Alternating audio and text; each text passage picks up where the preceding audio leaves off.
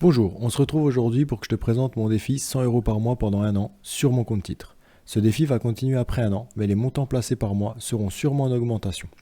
Ce point-là, je vais le définir durant le bilan des un an. Cette vidéo a pour objectif de te détailler pourquoi je me lance dans ce projet et de t'expliquer comment toi tu peux reproduire ce défi chez toi et l'adapter en fonction de ta situation personnelle et de tes objectifs perso. Avant toute chose, je dois te préciser que je ne suis pas conseiller financier et que cette vidéo ne représente pas un conseil d'investissement. Tout investissement comporte des risques pouvant aller jusqu'à la perte totale du capital investi.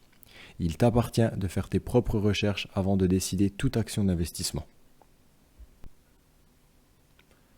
Ce challenge a été pensé pour répondre à mes objectifs personnels, mais aussi pour permettre au plus grand nombre de suivre l'évolution d'un portefeuille accessible à la majorité des personnes. Le premier point, je souhaite me positionner plus fortement sur les marchés des actions internationales.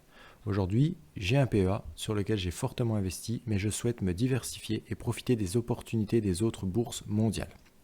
Le deuxième point, c'est que j'ai défini un montant que je suis prêt à investir tous les mois. Je suis parti sur 100 euros parce que ça va permettre à la majorité d'entre vous de s'identifier et d'avoir un portefeuille de référence. Le troisième point, c'est que cela va me permettre d'analyser les marchés mondiaux un peu plus en profondeur. Aujourd'hui, mon objectif, il n'est pas de me cantonner au Nasdaq ou au S&P 500, mais bien de rentrer sur toutes les bourses, chinoises, sud-coréennes, anglaises, ainsi que les pays émergents. Mais le travail d'apprentissage et de connaissance du marché est beaucoup plus long car on passe de l'échelle nationale avec le PEA à l'échelle internationale avec mon compte titre. Et pour apprendre et voir ce qui est intéressant, ce qui fonctionne ou non, rien de mieux que de faire un checkpoint mensuel pour suivre l'état de mes investissements et d'avoir un état des lieux à mon échelle de la santé d'un secteur et voire d'un pays. Bien évidemment, ce checkpoint se fera via une vidéo mensuelle pour te partager mon expérience personnelle. Enfin, mon objectif de placement est le très long terme. J'ai évoqué en début de vidéo un bilan d'ici un an, car d'ici un an, ma compréhension des marchés aura évolué et je serai plus enclin à augmenter mon investissement. Je préfère passer une année en investissant peu, mais en apprenant le marché, plutôt que de rentrer sur un marché à l'aveugle avec des grosses sommes. Alors oui, au vu de mon horizon de placement, tu pourrais me dire, tu ne risques rien car la bourse ne fait que monter au fil des ans. Et je te répondrai sur le principe, oui c'est vrai. Mais je me connais et je connais mon profil d'investisseur et je sais que je porte un point d'honneur à toujours avoir les connaissances de base et faire des tests à petite échelle avant d'y aller à fond. Au niveau du choix des actions, comme je l'ai dit, j'ai un PEA et je ne souhaite pas investir sur des actions éligibles au PEA car ce n'est pas l'objectif de ce compte titre. Et pour les actions éligibles au PEA, autant investir sur un PEA compte tenu de la fiscalité avantageuse de celui-ci. Le deuxième point qui va orienter mon choix est le dividende payé par les entreprises. Si le dividende est ininterrompu et constant ou en évolution, alors l'entreprise m'intéresse. Alors oui, un historique passé ne garantit pas le futur, mais c'est tout de même un bon indicateur. Surtout que nous avons à disposition l'historique de la position des entreprises pendant la période Covid. Si une entreprise a versé un dividende pendant le Covid égal ou supérieur à l'année avant Covid, alors elle continuera sûrement de verser un dividende dans les années futures, sauf crise majeure. Autre argument de pourquoi je souhaite investir sur des actions à dividendes, tout simplement car nous sommes dans une période instable et je ne souhaite pas investir majoritairement dans des actions à forte croissance, car ces actions sont soumises au climat international et aujourd'hui, le climat ne me convient pas forcément. Troisième point, je ne veux pas me surexposer à un secteur d'activité. Toujours dans cette optique de diversification. Alors bien évidemment, je vais être majoritairement exposé aux actions américaines, car c'est celle où il y a le plus d'historique, mais je reviendrai sur ce point un peu plus tard. Enfin, le dernier point qui va rejoindre le deuxième dans l'explication, je souhaite m'exposer à des entreprises qui ont un historique et que je considère comme solides. Ce point pourra évoluer dans les prochaines années en fonction de l'évolution de la situation internationale. Et là, tu vas me dire, d'accord, mais les ETF dans tout ça, tu y penses ou pas du tout? Et bien là, je vais te répondre, oui, j'y pense.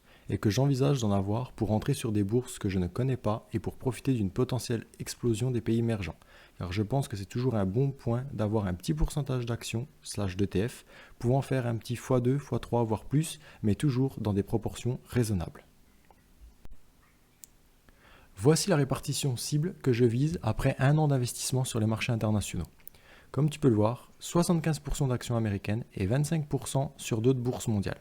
Comme je l'ai dit plus tôt, je veux être exposé aux autres bourses mondiales et notamment aux pays émergents car je pense que d'ici les prochaines années, ils vont créer de la valeur et comme mon horizon est le très long terme, cela correspond parfaitement à ma stratégie. Côté américaine, Je pars sur une répartition 75% d'actions à dividendes et 25% actions de croissance. Pourquoi ? Tout simplement, selon ma stratégie, je veux percevoir des dividendes tout en dynamisant un peu mon portefeuille.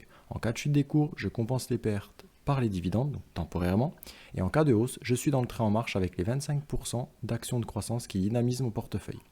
Côté actions non américaines, je choisis une répartition de 75% en ETF car je ne maîtrise pas le marché. Il y a trop de bourses, trop d'entreprises, en bref, le travail de recherche est pour le moment trop long.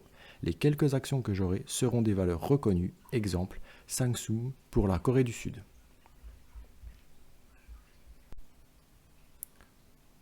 Pour conclure, on part sur une vidéo par mois, généralement en début de mois, sur lequel j'investis 100 € sur mon compte titre.